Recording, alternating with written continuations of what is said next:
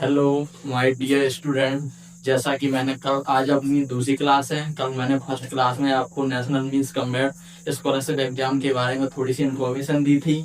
आज मैं उसके बारे में पूरा सिलेबस लेके आया हूँ और आपको यही बताऊंगा कि कल मैंने थोड़ा ही बताया था, आज मैं उसका पूरी डिटेल बताऊंगा।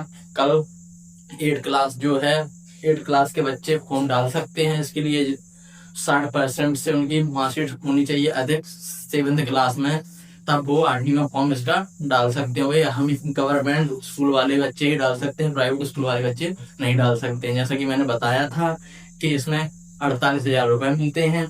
प्रत्येक वर्ष 12,000 रुपए की राशि मिलती है। 4 वर्ष में इसमें 48,000 रुपए मिलते हैं और प्रत्येक वर्ष आपके परसेंटेज 60 प्लस होनी चाहिए। अगर 60 प्लस से कम आती है परसेंटेज तो आपकी राशि उसी साल से आना बंद हो जाएगी।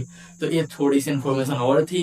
अब आते हैं हम आपके सिलेबस पे। जैसा कि मैंने बोला था, सिलेबस आपका 2 भागों में बटा रहता है, मैट और सेट। मैट का मतलब होता है मेंटल एबिलिटी टेस्ट।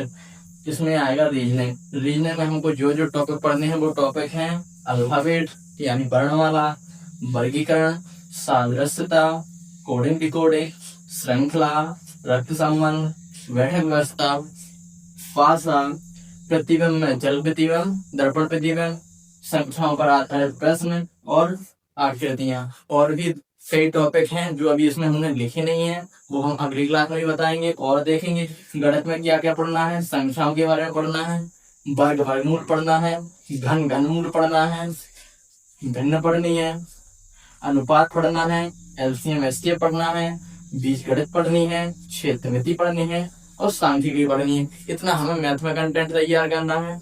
इसके बाद साइंस में, साइंस आपके 35 नंबर 35 के हो जाएंगे तो 70 और 20 नंबर की मैथ रहेगी। तो ये टोटल 90 नंबर का ही रहेगा और 90 का ये रहेगा। तो इसमें हमें जीव विज्ञान पढ़ना है, हमें और रसायन विज्ञान पढ़ना है और भौतिक विज्ञान पढ़ना है। इन तीनों से मिक्स क्वेश्चन आते हैं। इसके बाद हम आएंगे सामाजिक विज्ञान, जो 7वीं 8वीं क्लास की, 6वीं से लेके 6वीं 7वीं 8वीं तीनों क्लास की सामाजिक और तीनों क्लास की विज्ञान, दोनों का मिश्रण रहता है। इसमें इतिहास में हम युद्ध के बारे में पढ़ेंगे, नारे पढ़ेंगे, समाज सुधारकों के बारे में पढ़ेंगे, हड़प्पा सभ्यता पढ़ेंगे और हासन की क्रांति पढ़ेंगे। और भी इतिहास में बहुत टॉपिक हैं जो अभी इसमें हमने लिखे नहीं है, वो भी हमको कंटेंट तैयार करना है। राजनीति में हम पूरा संविधान पढ़ेंगे, कब संविधान बना है, कब लागू हुआ है, इन सब की जानकारी हम देंगे।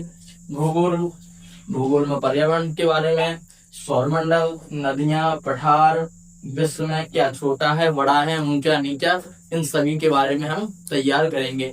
इसके आगे की क्लास में हम आपको रीजनिंग का पहला टॉपिक लेके आएंगे जो है आपका अल्फाबेट। हम रीजनिंग में आपको अल्फाबेट से क्लास में, जो आपकी नेक्स्ट क्लास रहेगी तीसरी क्लास में, आपको इसके बारे में जानकारी अगली क्लास में दी जाएगी।